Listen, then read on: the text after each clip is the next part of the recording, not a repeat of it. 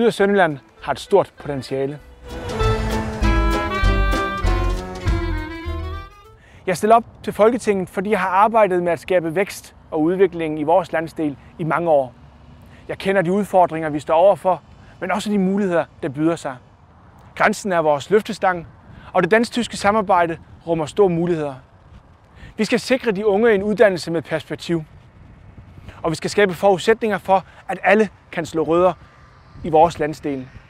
Jeg har valgt at leve i Syd- og Sønderjylland, og jeg ser det som min fornemmeste opgave at skabe perspektiver for vores landsdel.